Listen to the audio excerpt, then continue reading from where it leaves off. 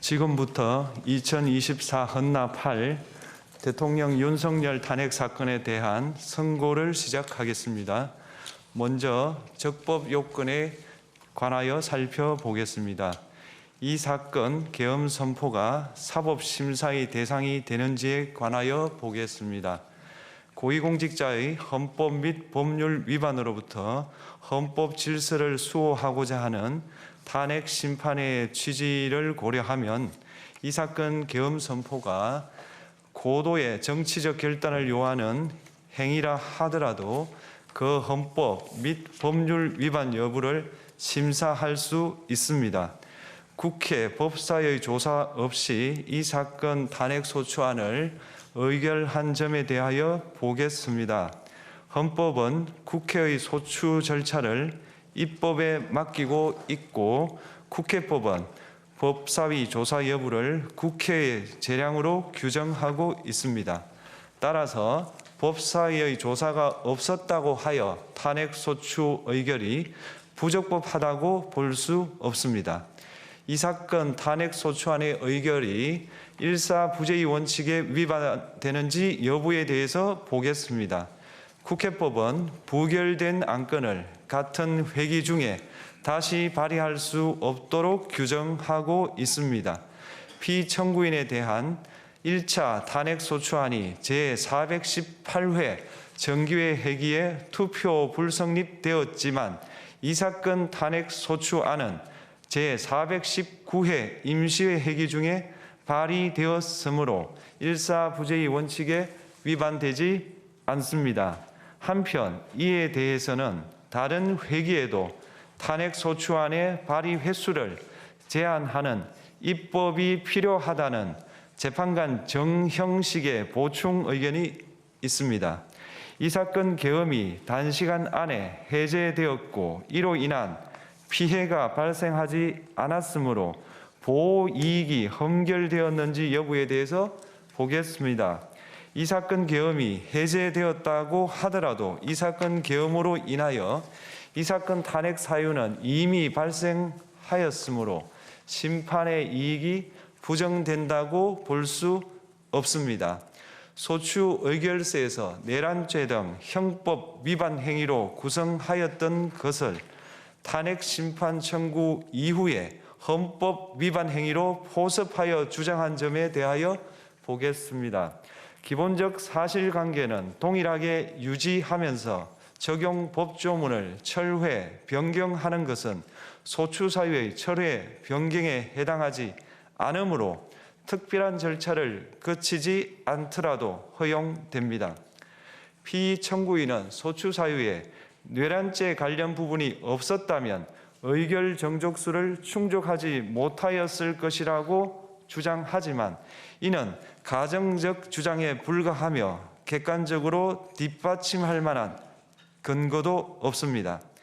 대통령의 지위를 탈취하기 위하여 탄핵 소추권을 남용하였다는 주장에 대하여 보겠습니다.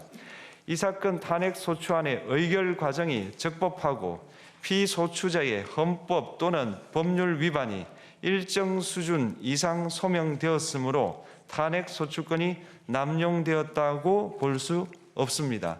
그렇다면 이 사건 탄핵 심판 청구는 적법합니다. 한편 증거법칙과 관련하여 탄핵 심판 절차에서 형사소송법상 전문 법칙을 완화하여 적용할 수 있다는 재판관 이미선, 김형두의 보충 의견과 탄핵 심판 절차에서 앞으로는 전문 법칙을 보다 엄격하게 적용할 필요가 있다는 재판관 김복형, 조한창의 보충 의견이 있습니다.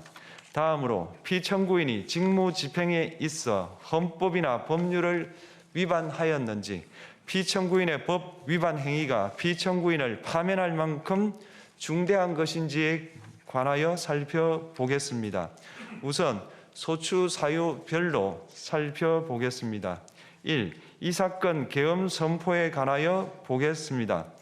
헌법 및 계엄법에 따르면 비상계엄 선포의 실체적 요건 중 하나는 전시, 사변 또는 이에 준하는 국가 비상사태로 저가 교전 상태에 있거나 사회 질서가 극도로 교란되어 행정 및 사법 기능의 수행이 현저히 곤란한 상황이 현실적으로 발생하여야 한다는 것입니다. 피청구인은 야당이 다수 의석을 차지한 국회의 이례적인 탄핵소추 추진, 일방적인 입법권 행사 및 예산 삭감 시도 등의 전횡으로 인하여 위와 같은 중대한 위기사항이 발생하였다고 주장합니다. 피청구인의 취임 후 이 사건 계엄 선포 전까지 국회는 행안부 장관, 검사, 방통위위원장, 감사원장 등에 대하여 총 22건의 탄핵소추안을 발의하였습니다. 이는 국회가 탄핵소추 사유의 위헌위법성에 대해 숙고하지 않은 채 법 위반의 의혹에만 근거하여 탄핵심판 제도를 정부에 대한 정치적 압박 수단으로 이용하였다는 우려를 낳았습니다. 그러나 이 사건 계엄 선포 당시에는 검사 1인 및 방통위위원장에 대한 탄핵심판 절차만이 진행 중이었습니다. 피청구인이 야당이 일방적으로 통과시켜 문제가 있다고 주장하는 법률안들은 피청구인이 제의를 요구하거나 공포를 보류하여 그 효력이 발생되지 않은 상태였습니다. 2025년도 예산안은 2024년 예산을 집행하고 있었던 이 사건 계엄 선포 당시 상황에 어떠한 영향을 미칠 수 없고 위 예산안에 대하여 국회 예결특위의 의결이 있었을 뿐 본회의의 의결이 있었던 것도 아닙니다. 따라서 국회의 탄핵소추, 입법, 예산안 심의 등의 권한 행사가 이 사건 계엄 선포 당시 중대한 위기 상황을 현실적으로 발생시켰다고 볼 수 없습니다. 국회의 권한 행사가 위법, 부당하더라도 헌법재판소의 탄핵 심판, 피청구인의 법률안 제의 요구 등 평상시 권력 행사 방법으로 대처할 수 있으므로 국가 긴급권의 행사를 정당화할 수 없습니다. 피청구인은 부정선거 의혹을 해소하기 위하여 이 사건 계엄을 선포하였다고도 주장합니다. 그러나 어떠한 의혹이 있다는 것만으로 중대한 위기 상황이 현실적으로 발생하였다고 볼 수는 없습니다. 또한 중앙선관위는 제22대 국회의원 선거 전에 보안 취약점에 대하여 대부분 조치하였다고 발표하였으며 사전, 우편, 투표함, 보관장소, CCTV 영상을 24시간 공개하고 개표 과정에 수검표 제도를 도입하는 등의 대책을 마련하였다는 점에서도 피청구인의 주장은 타당하다고 볼 수 없습니다. 결국 피청구인이 주장하는 사정을 모두 고려하더라도 피청구인의 판단을 객관적으로 정당화할 수 있을 정도의 위기 상황이 이 사건 계엄 선포 당시 존재하였다고 볼 수 없습니다. 헌법과 계엄법은 비상계엄 선포의 실체적 요건으로 병력으로서 군사상의 필요에 응하거나 공공의 안녕 질서를 유지할 필요와 목적이 있을 것을 요구하고 있습니다. 그런데 피청구인이 주장하는 국회의 권한 행사로 인한 국정마비 상태나 부정선거 의혹은 정치적, 제도적, 사법적 수단을 통하여 해결하여야 할 문제이지 병력을 동원하여 해결할 수 있는 것이 아닙니다. 피청구인은 이 사건 계엄이 야당의 전횡과 국정위기 상황을 국민에게 알리기 위한 경고성 계엄 또는 호소형 계엄이라고 주장하지만 이는 계엄법이 정한 계엄 선포의 목적이 아닙니다. 또한 피청구인은 계엄 선포에 그치지 아니하고 군경을 동원하여 국회의 권한 행사를 방해하는 등의 헌법 및 법률 위반 행위로 나아갔으므로 경고성 또는 호소형 계엄이라는 피청구인의 주장을 받아들일 수 없습니다. 그렇다면 이 사건 계엄 선포는 비상계엄 선포의 실체적 요건을 위반한 것입니다. 다음으로 이 사건 계엄 선포가 절차적 요건을 준수하였는지에 관하여 보겠습니다. 계엄 선포 및 계엄 사령관 임명은 국무회의의 심의를 거쳐야 합니다.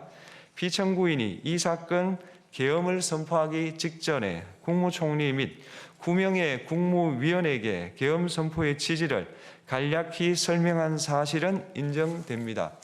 그러나 피청구인은 계엄사령관 등 이 사건 계엄의 구체적인 내용을 설명하지 않았고 다른 구성원들에게 의견을 진술할 기회를 부여하지 않은 점을 고려하면 이 사건 계엄 선포에 관한 심의가 이루어졌다고 보기도 어렵습니다.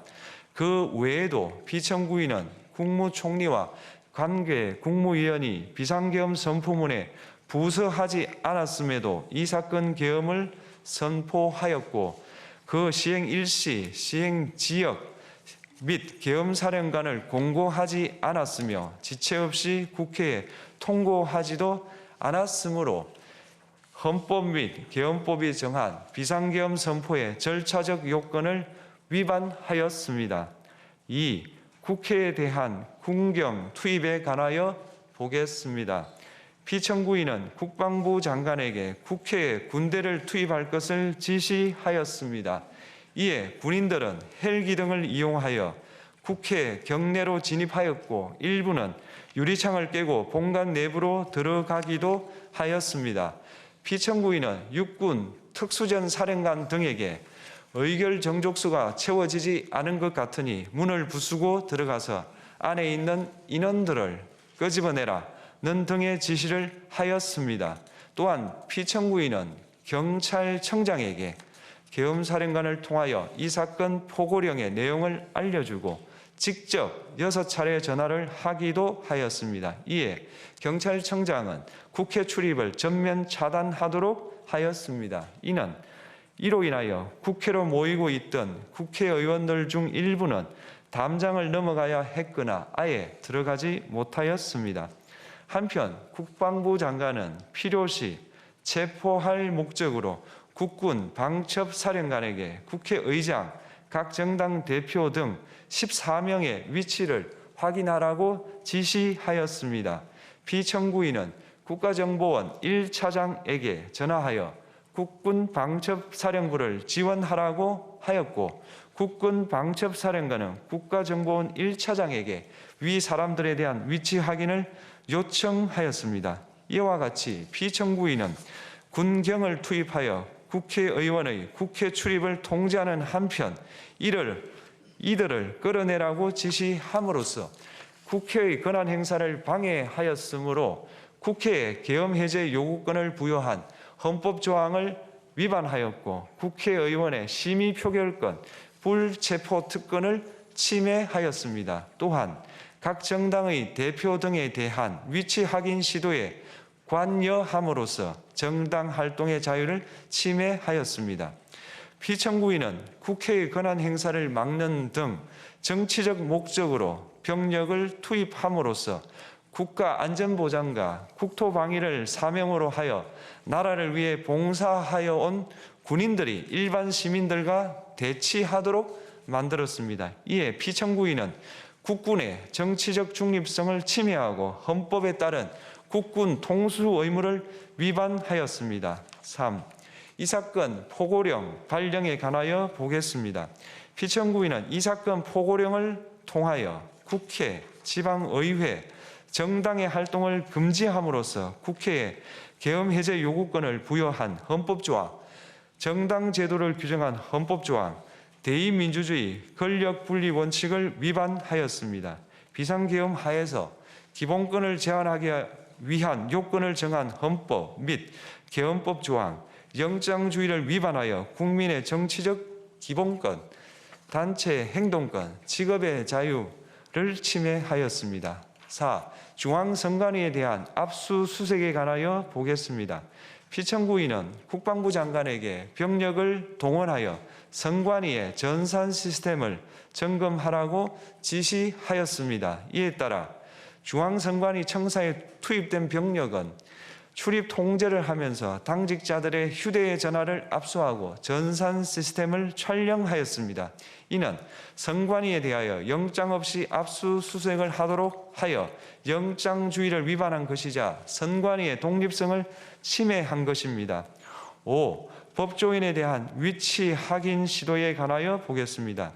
앞서 말씀드린 바와 같이 피청구인은 필요시 체포할 목적으로 행해진 위치 확인 시도에 관여하였는데 그 대상에는 퇴임한 지 얼마 되지 않은 전 대법원장 및 전 대법관도 포함되어 있었습니다. 이는 현직 법관들로 하여금 언제든지 행정부에 의한 체포 대상이 될 수 있다는 압력을 받게 함으로 사법권의 독립을 침해한 것입니다.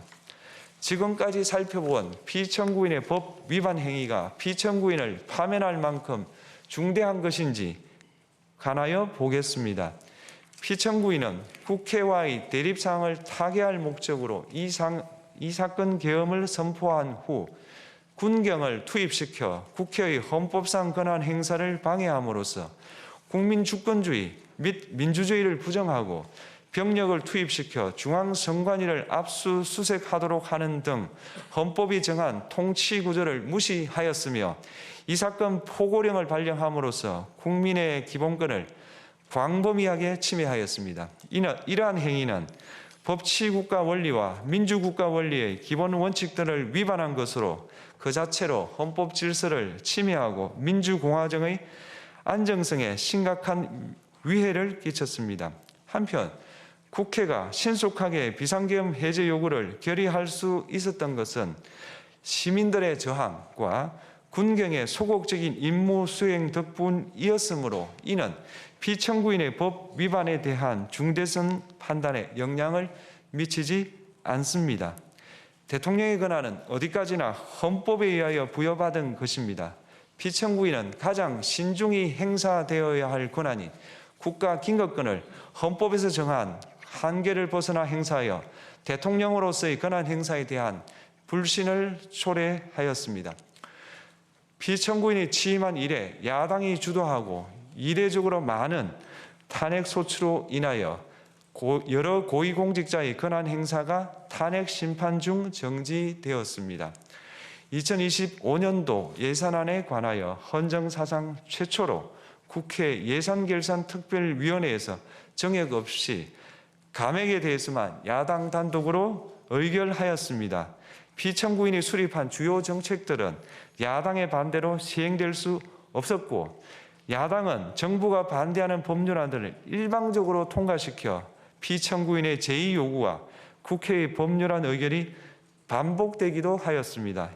그 과정에서 피청구인은 야당의 전횡으로 국정이 마비되고 국익이 현저히 저해되어 가고 있다고 인식하여 이를 어떻게든 타개하여야만 한다는 막중한 책임감을 느끼게 되었을 것으로 보입니다. 피청구인이 국회의 권한 행사가 권력 남용이라거나 국정 마비를 초래하는 행위라고 판단한 것은 정치적으로 존중되어야 합니다.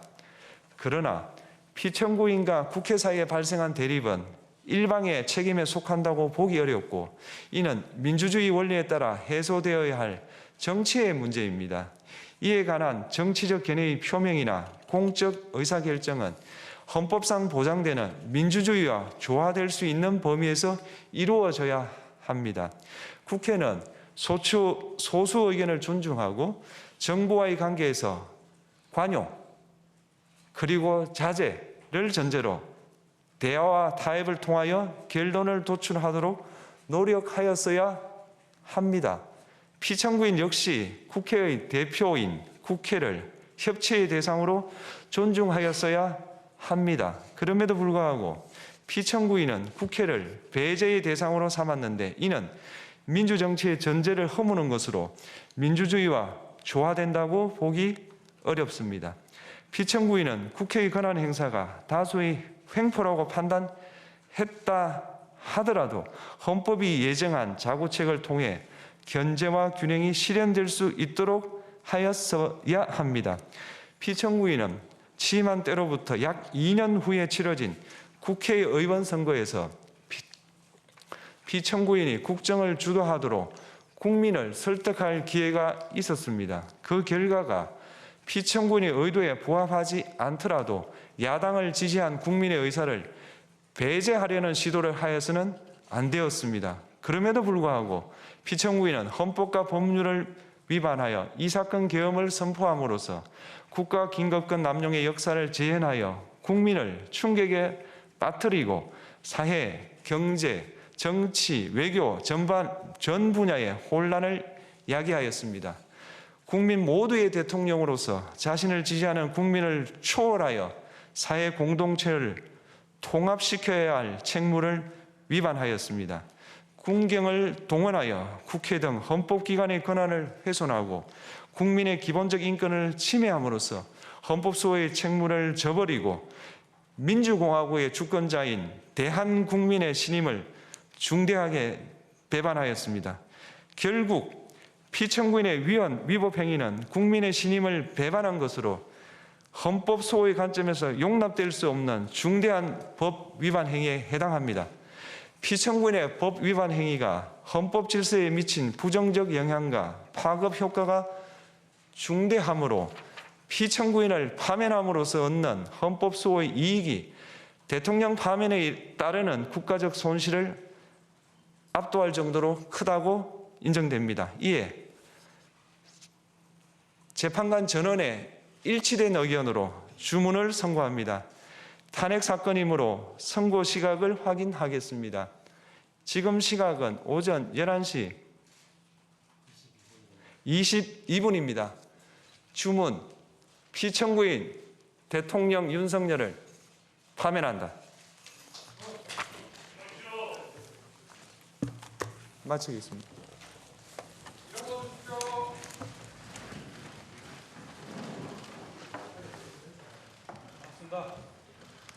고맙습니다. 수고 많으셨습니다. 역사에 재미된 거야.